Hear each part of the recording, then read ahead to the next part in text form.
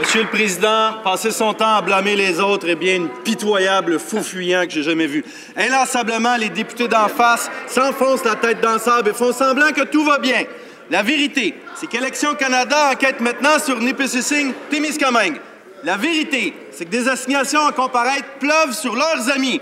La vérité, c'est que pendant que partout au pays, on s'indigne d'une fraude électorale aussi massive que vile, ce gouvernement hausse les épaules et pointe les autres du doigt. Allez-vous finalement entendre l'indignation qui gronde? Allez-vous lâcher votre disque puis donner des vraies réponses?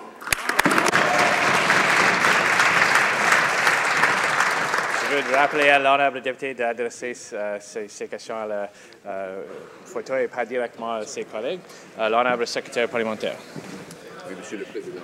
Ces fausses allégations sont une insulte à des millions d'électeurs qui ont voté de façon légitime lors de la dernière élection. L'opposition a versé des millions de dollars pour faire des centaines de milliers d'appels téléphoniques.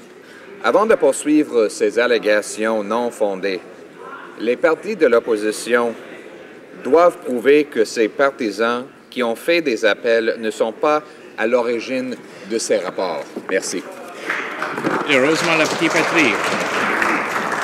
Monsieur le Président, ce qui mine le processus démocratique, c'est d'essayer d'empêcher des citoyens de voter. Pourquoi RAC9 a reçu un chèque du gouvernement? Silence. Qu'a fait RMG pour récolter des dizaines de milliers de dollars des campagnes québécoises? On ne le sait pas. Silence. Pourquoi des paiements de RAC9 ne sont pas dans le rapport de la campagne conservatrice d'Anguelf? Silence. On ne le sait pas. Qui se cache derrière Pierre Poutine et les milliers d'appels frauduleux de la dernière campagne? Silence! Quand on parle de fraude électorale, les conservateurs tremblent. De quoi ce gouvernement a-t-il peur? Pourquoi est-ce qu'il refuse de tout dévoiler?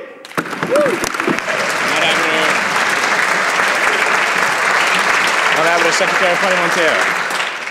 Monsieur le Président, avant de poursuivre des allégations non fondées, les partis de l'opposition doivent prouver que ces partisans qui ont fait des appels ne sont pas à l'origine de ces rapports. Ces fausses allégations de l'opposition sont vraiment une insulte à des millions de Canadiens qui ont voté de façon légitime dans la dernière élection. L'opposition a versé des millions de dollars pour des centaines de milliers d'appels. C'est eux qui devraient répondre aux questions. L'honorable député de Montmagny-Lariat.